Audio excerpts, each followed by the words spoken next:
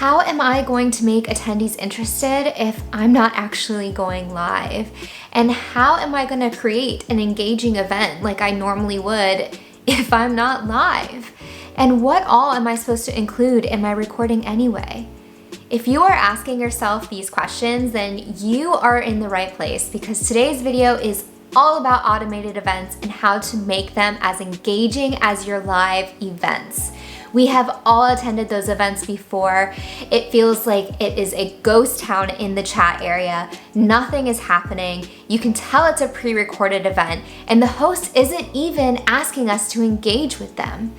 Those are frustrating events to attend, and they definitely give automated events a bad rep.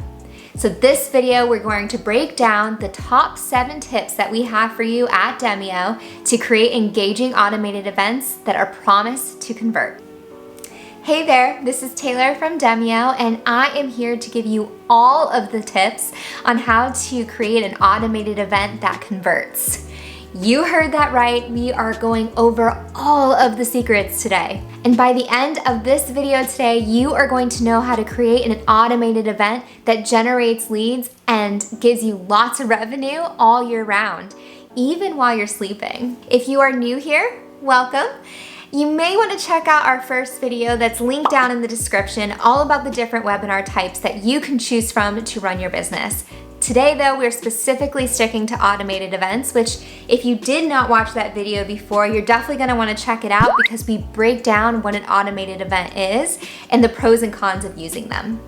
All right, it's that time. It's time to sit back and get comfortable, because we are going to dive into automated events and making them the most engaging events on your campaign.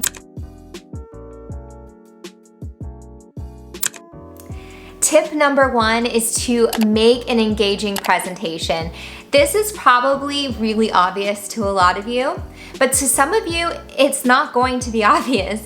When you are going to create an automated event, you need to record everything from your slideshow to your webcam feed to anything you want to ask the attendees, conversations with your presenters. Anything that you would normally have going on in your live event is going to need to happen in your recording. So it takes some planning ahead of time that you wouldn't normally need to take when you are about to start a live event. But you also need to think about this from the attendee's perspective. Whether it's live or whether it is automated, you need to set the stage and change the pace up for your attendees, or they're going to lose interest and they are going to lose it fast. So here's how you can do that. The biggest tip I have for you here is to use different media types. So what do I mean by media types? I am talking about video formats. I am talking about photos. I'm talking about GIFs. I am talking about presentation slides. Use different media formats. Use graphics, use templates, use whatever you need to do to change it up for your attendees. Not only that, but you really want to be engaging on this presentation, because you can't rely on the tactics that you most likely are using when you're live. So my second tip today is to practice your presentation. Prior to recording your event, you're going to want to practice a couple times, just as you would if you were going live. And you're going to want to make sure that you add notes to your slides, especially if you're noticing certain parts are tripping you up, or maybe they don't feel as natural to you. Add notes so you don't forget to include anything that would be helpful for you to remember. Just keep in mind that whatever you post as the automated event is going to be the event every single time, meaning whatever is included in your recording is going to be included on that event. So if you don't want it in the recording, make sure you edit it out. Tip number 3 is to make sure that your environment is clear of distraction. You're gonna have to re-record the whole thing if you find out there's something in the back that you didn't want your attendees to see, or maybe the painting behind you is super distracting and a little chaotic. So make sure you look around from the perspective of your attendees and what your webcam is picking up on. You are looking for clean, structured, and non-distracting. Very simple. Tip number 4, and this one is a Demio favorite. Make sure to use engagement tools. just as you would if you were going live. Now, every platform is a little different with what they offer, but make sure you're using things like polls and handouts and featured actions, so that way you're pulling your attendees into the experience. We want this to be immersive, no matter if it's live or recorded. For example, a really good way that you can use polls during your automated events is to maybe ask a question on every other slide, so that way you can assess your audience with where they're at in the presentation. And afterwards, you can see which polls gathered the most answers from your audience in the analytics area of your webinar platform.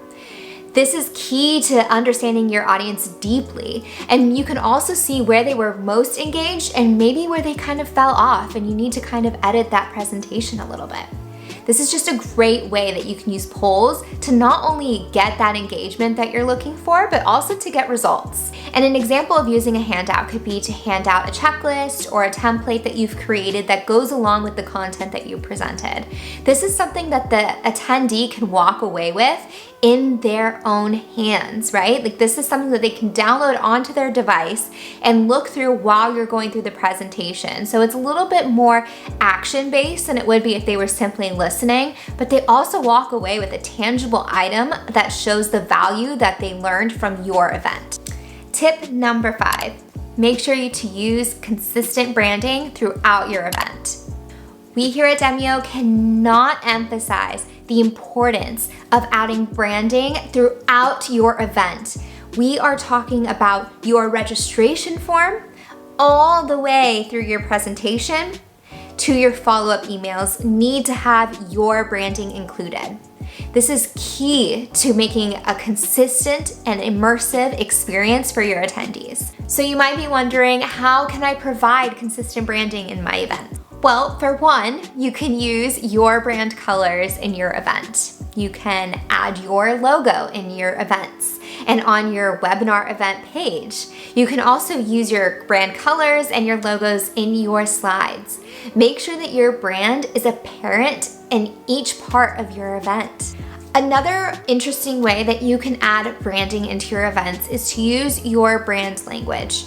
Maybe you have developed specific terms that are unique to your brand. Make sure to include those in the slides or in your audio of the recording. Maybe you have an inside joke with your audience, right? You can include that in your presentation. This not only humanizes yourself as the host, but it also creates this community-like feel. So even if somebody is joining your event for the first time and this is their first experience with your brand, they're gonna know from the beginning what your brand sounds and looks like. Tip number 6 is to gamify your event. You are going to want to create a game out of your event. And what do I mean by this?